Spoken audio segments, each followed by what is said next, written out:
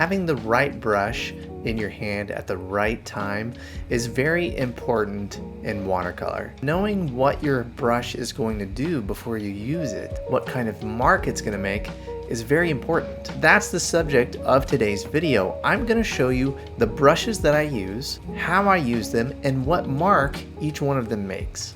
Let's take a look. I have a free gift for you. Watercolor is not a very forgiving medium. It's hard to correct. So having a plan from the beginning is crucial. That's why I created this free video lesson, 7 Secrets of Fresh, Powerful Painting.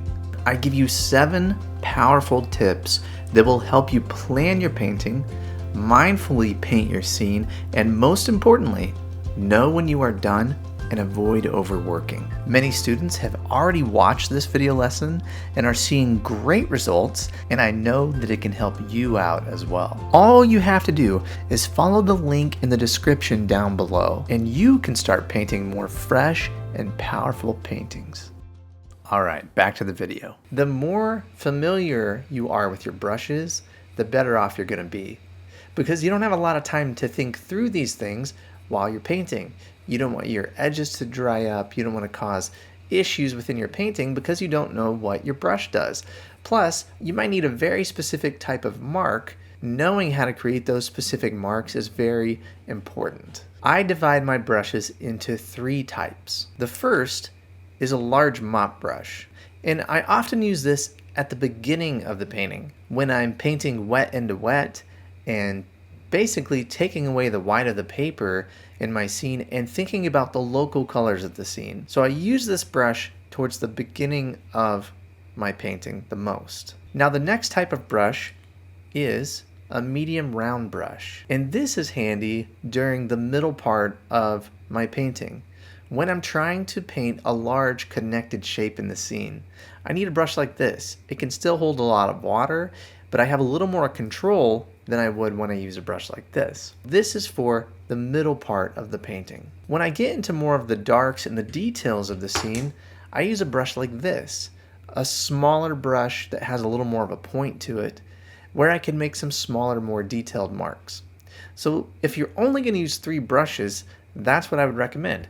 Have a large mop, a medium-sized round brush, and then a smaller brush for more detailed work. So what I want to do now is go over to my easel, and I want to show you what each one of these brushes does and talk about a few more specialty brushes that I'd like to use. So here are 3 examples of large mop brushes. Now the difference in mop brushes is it a synthetic brush, which meaning is it a man-made material that make up the brush, or is it a squirrel hair or other type of hair from an animal? Mop brushes are typically the most expensive brushes that you could buy because they're a lot larger. So here is a Da Vinci size 6 mop brush.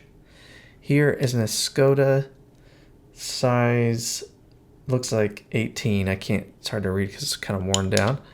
And here's a Raphael Soft Aqua size 8. So if you get a synthetic hairbrush or a blend, that will be a little bit cheaper than some of these that are not synthetic. Some of these brushes have a nice point to them. That can give you a little bit more control on some of those large washes if you're trying to cut around something.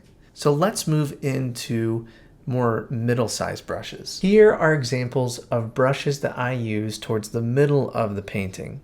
Now again, this is the area of the painting where we are painting a large connected shape, and we want it to hold a lot of paint and a lot of water, but it doesn't need to be as big of a brush as we would use during the first part of our painting. Now here's a variety of different round brushes. This is a Da Vinci size 14. This is a silver black velvet. That's a great option for a round brush. Here is an Escoda. Can't see the size on that. One of their middle round brushes. This is a Dreamcatcher size 14. These all make kind of similar marks. They hold a good amount of water. I like this brush, and I'm going to show you why. So again, if you're painting a large middle value shape, you can use this type of brush. And what I like about this brush is you have more control because it's a little smaller. I like showing the texture of the paper. And if you kind of use the side of the brush and sweep it along there, you can get nice little bits of texture in your brush strokes. So that's something I like about this brush. And again, that is the size 14 Dreamcatcher. Once we've painted the large areas of the scene and we need to move into more of the darks and the detail, that's when you want to use a smaller brush. Typically, in this phase, I'm using more of a synthetic brush. It doesn't hold as much water, but it comes to a really nice sharp point. This is a size 12 Perla Escoda brush. These brushes come to a really fine sharp point. And that's great contrast if you have a lot of soft shapes in the distance, really soft transitions from color to color, and soft edges, some lost edges. If you paint over the top of that with some nice sharp edges, that contrast can be really pleasing. And that's one of the reasons why I like these Escoda Perla brushes, is because they can paint a really fine line and a fine point. So let me go ahead and load this one up and I'll show you what it looks like when I use it on the paper. So again, these brushes have a very fine point on them. So if you have, pulls, little detail work, things like that, where you want a sharp point, these brushes are really good for that. Nice sharp point. So like the top of a building,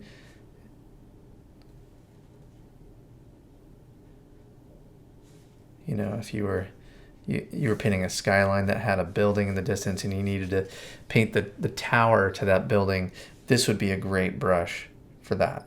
When you need to get more precise, that's when I would use these types of brushes. So we've talked about the main types of brushes. You have a large mop, you have a medium-sized round, and then you have a smaller, pointier brush for some of those finer details. Well, beyond that, there are a couple brushes that I like to use in different scenarios, and I want to show those to you now. If I'm painting some trees in the distance, I really like this Da Vinci size 1. And this is a quill brush. It's kind of a looser brush, so it works nice for foliage in the distance, distant trees, things like that. Let me load up this brush for you. Again, I'll just stick with neutral tint here. So trees in the distance. Things that you want to see the texture of the paper. You want a little bit looser of a brush. Nice broken edges.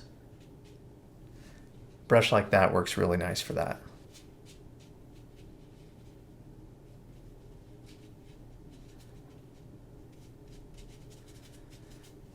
Okay, another specialty brush is if I have a really fine line, like say power lines or rigging on a boat, something like that, you can use a rigger brush. So I have an Escoda size 4 rigger brush, and I also have one of my favorite brushes is this Sign Writer's brush.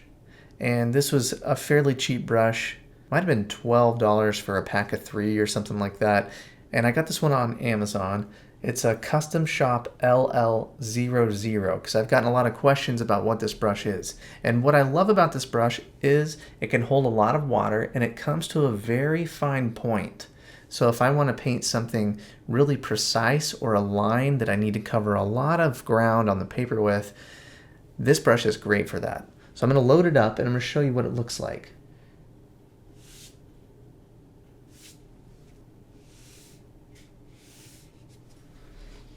So really fine marks can be made with this brush. Really fine lines. And like I said, you have a lot of control. And because it can hold so much water, you can go all the way across your paper without running out of paint and having to reload the brush. So that's another one of my favorites. So there you have it. That's a look at the brushes that I use. I hope that this was helpful for you and it can help you understand what brush is needed at what time. I'll see you next time. As always, if you have any questions that you'd like me to address in a video, please leave those in a comment below. I would love to hear from you. So keep working, keep practicing, and I will see you next time.